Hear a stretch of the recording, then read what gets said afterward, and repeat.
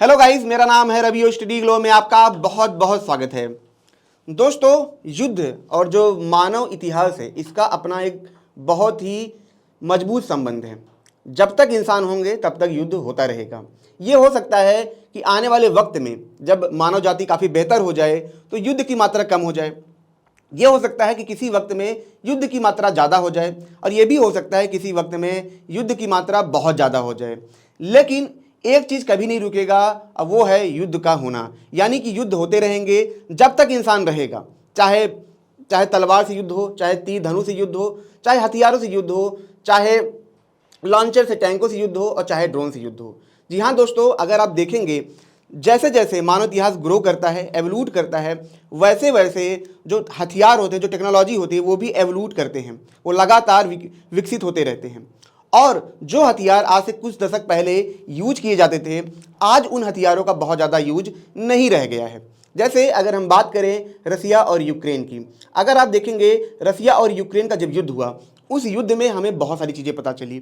पहला क्या पता चला, यानी कि जो बड़े बड़े हथियार होते हैं वो हमारे काम के अब नहीं रह गए हैं। इसका रीज़न क्या था? इसका रीज़न था कि जो नए तरीके के हथियार थे, जो छोटे हथियार थे, जो ड्रोन थे, जो एंटी टैंक लॉन्चर थे, ये काफ़ी ज़्यादा बेहतर साबित हो रहे थे। आप कल्पना करिए कि एक तरफ करोड़ों का, अरबों का हथियार आप लगाते हैं और एक तरफ सिर्फ कुछ करोड़ का हथियार है आपके पास, ठीक है, छोटे छोटे हथियार हैं, तो उनसे आप उनको खत्म कर दे रहे थे। तो इससे लोगों को ये बात समझ में आने लगी कि भैया ये हमारे इतने काम के नहीं हैं जितना ज़्यादा काम हमारे ये ड्रोन आते हैं, डिफेंस सिस्टम आता है, ये सब सारी चीज़ें आती हैं। अब जाहिर सी बात है, युद्ध का पैतरा बदल रहा है, युद्ध की रणनीति बदल रही है, तो जाहिर सी बात है हर देश को ऐसी चीज़ें चाहिए जो आज के हिसाब से क्या हो सके, फिट हो सके, युद्ध में काम कर सके और लोगों का पैसा बच सके और पैसे के साथ साथ लोगों की जान बच सके। अब जान बचाने का सबसे बेहतर तरीका क्या है? जान बचाने का सबसे बेहतर तरीका है कि जिस लड़ाकू विमान के अंदर हम बैठते हैं, अगर उसमें इंसानी ना बैठे तो क्या होगा? तो जाहिर सी बात है, हो सकता है लड़ाकू विमान खत्म हो जाए लेकिन इंसान बचेंगे, इंसानों की जान बचेगी। अब आप कल्पना करिए कि ड्रोन, जिसकी मैं बात करने जा रहा हूँ, ड्रोन जो कि काफ़ी छोटा होता है, आप समझिए कि जब ये बनाया गया होगा तो इस सोच से कभी बनाया ही नहीं गया होगा कि एक वक्त में, आने वाले वक्त में ये लड़ाकू विमान की जगह लेने लगेगा। लेकिन धीरे धीरे इसका विकास हुआ और ये सबसे सस्ता और सबसे किफ़ायती साबित होने लगा। और इसी को देखते हुए दोस्तों, अब हर देश अपने जो आर्मी है उनके बीच में ये ड्रोन को फिट करना चाहता है। अब जाहिर सी बात है, इंडिया भी एडवांस ड्रोन को फिट करना चाहता है। इससे पहले दोस्तों जो इंडिया ड्रोन यूज कर रहा था वो इजराइल का था, लेकिन युद्ध को देखते हुए, हालात को देखते हुए इंडिया अब चाहता है कि हमारे देश में भी जो यूएस यानी कि अमेरिका का जो सबसे एडवांस ड्रोन है वो हमारे देश में आ जाए। और दोस्तों उसी के लिए लगभग $4 बिलियन का यहाँ पे डील साइन किया गया है। यानी कि जो डील होगी लगभग $4 बिलियन की होगी। यानी कि इंडिया लगभग दोस्तों यहाँ पे 31 ड्रोन यहाँ पे लाएगा। उस ड्रोन का नाम क्या है? MQ-9B। जी हाँ दोस्तों, MQ-9B के बारे में आपने बहुत सुना होगा। अगर हम ड्रोन की बात करें, जैसे लड़ाकू विमान की जब बात होती है, ठीक है, जैसे सुखोई हुआ, F-35 हुआ, ठीक है, जो अमेरिका का हुआ, तो ये सब चीज़ें बहुत एडवांस मानी जाती है। कहा जाता है कि इनसे बेहतर कुछ नहीं है। तो ड्रोन के मामले में दोस्तों, अगर हम लड़ाकू ड्रोन की हम बात करें तो MQ-9B सबसे बेस्ट ड्रोन अपने आप में माना जाता है। अगर आप यहाँ पे देखेंगे तो ये ड्रोन आप देख सकते हैं, यही ड्रोन है, ठीक है। अब आप सोचेंगे लेकिन अभी तो डील साइन हुई है तो ये इंडिया के पास कैसे आ गई? तो दोस्तों हुआ ये कि जो इंडियन नेवी है, हमें ज़रूरत पड़ गई थी ड्रोन की, क्योंकि आपको पता है बहुत सारे दिक्कतें आ रही थी, क्लैशेज आ रहे थे। तो जाहिर सी बात है 2017 में नरेंद्र मोदी और डोनाल्ड ट्रंप के बीच में मीटिंग हुई इस ड्रोन के लिए, लेकिन बात आगे तक नहीं बढ़ पाई। बात देखिए दोस्तों, होता क्या है कि जो भी एडवांस सिस्टम होते हैं, ठीक है, बहुत एडवांस सिस्टम होते हैं, आपके जो सबसे बेस्ट हथियार होते हैं, कभी भी कोई बड़ा देश दूसरे बड़े देश को देने से थोड़ा सा बचता है जब तक वो बहुत ज़्यादा सपोर्टिव ना हो। तो बात वहाँ नहीं बन पाई। फिर बात आती है 2020 में। इंडिया को बहुत ज़्यादा ज़रूरत थी इस ड्रोन की। अगर आप देखेंगे इस ड्रोन की बहुत ज़्यादा नीड थी और इस वजह से 2020 में 2 ड्रोन यहाँ पे रेंट पे लिए गए, मतलब 1 साल के लीज पे यहाँ पे लिया गया कि भैया 1 साल तक हमें दे दीजिए। अब 1 साल तक यहाँ पे लिया गया, फिर 2021 तक इसको टेस्ट किया गया, देखा गया, और यहाँ पे इसका जो परफॉर्मेंस था बहुत बढ़िया लगा। मतलब मज़ा आ गया देख के भैया कि ये सबसे बेहतरीन है। और उसी के बाद यहाँ पे दोस्तों जो इंडिया है उन्होंने क्या किया है दोस्तों, लगभग $4 बिलियन वो क्या करेंगे, खर्च करेंगे, 31 ड्रोन अमेरिका से लेंगे। अब ये कहाँ कहाँ इसको यूज करेंगे? इसको यूज करेंगे दोस्तों जो इंडियन नेवी है, लगभग 15 से 16 जो ड्रोन होगा वो इंडियन नेवी में जाएगा, और लगभग 15 से 16 यानी कि 31 है मैं बता रहा हूँ, जो 16 होगा इंडियन आर्मी और इंडियन एयरफोर्स में ये जाएगा। यानी कि आप समझ सकते हैं आधा आधा बटेगा। अब जाहिर सी बात है ये कहाँ कहाँ डिप्लॉय होगा, जो चाइना का इंटायर बॉर्डर है, ठीक है, वो उस बॉर्डर पे ये जो ड्रोन होंगे लगातार निगरानी करेंगे, ठीक है।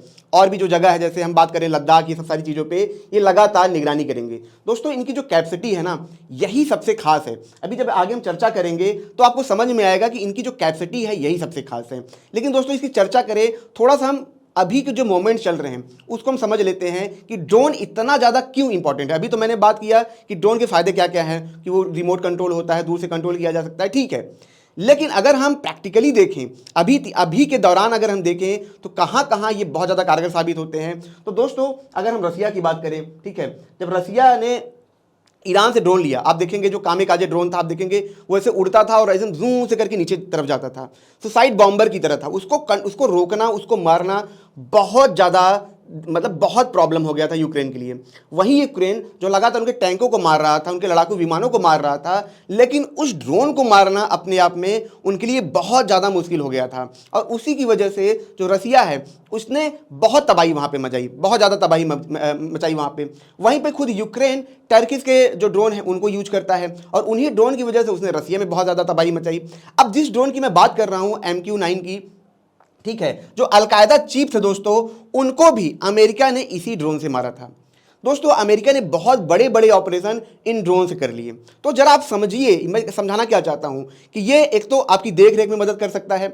आप समझिए कि आपके पास एक लड़ाकू विमान है जो काफ़ी भारी है, काफ़ी बड़ा है, आप क्या करेंगे, उससे देख रेख तो कर नहीं सकते हैं, क्योंकि इसका फ्यूल जो खर्च आएगा बहुत ज़्यादा आएगा, ठीक है, उस पर लोग लगेंगे, फिर इसका मतलब मेंटेनेंस बहुत बड़ा खर्चा होता है, ऊपर से इतना बड़ा होता है, उसको लोग देख लेंगे, उसकी आवाज़ बहुत तेज़ होती है, उसको कैप्चर करना, देखना, रडार सेंस करना, सब कुछ आसान होता है। वहीं पे ड्रोन जो है फ्यूल के मामले में, मतलब फ्यूल के मामले में बेस्ट है, ठीक है, काफ़ी लंबे वक्त तक ये स्पेस में रह सकता है, ठीक है, हवा में रह सकता है काफ़ी लंबे वक्त तक, ठीक है, मतलब आप समझ सकते हैं एक दिन से ज़्यादा जो MQ-9 है ये एक दिन से ज़्यादा लगातार हवा में रह सकता है।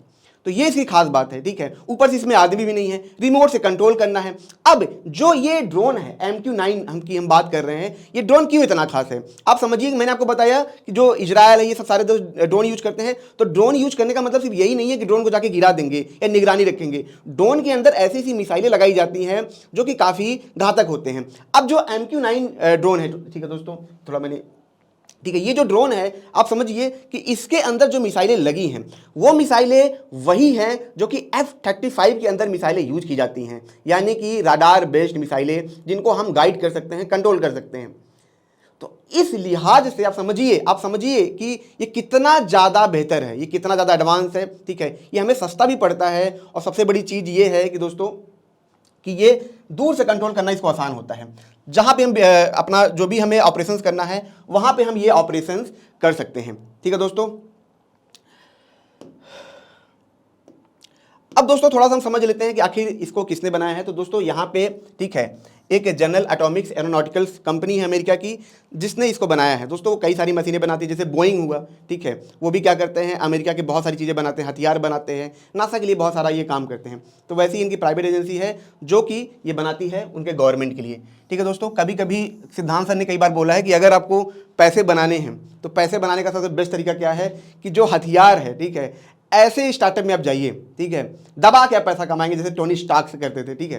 तो सेम चीज़ यहाँ पे अगर आप देखेंगे तो ये जो हथियार होते हैं दोस्तों, बोइंग है, ये सब कंपनियां बनाती हैं, ठीक है। जैसा मैंने आपको बताया था डील जो थी 2017 में ही शुरू हो गई थी, लेकिन बात बन नहीं पाई, इस वजह से इस डील को दोबारा 2021 शुरू किया गया, और अब लगता है कि हाँ ये डील कंफर्म हो जाएगा, ठीक है।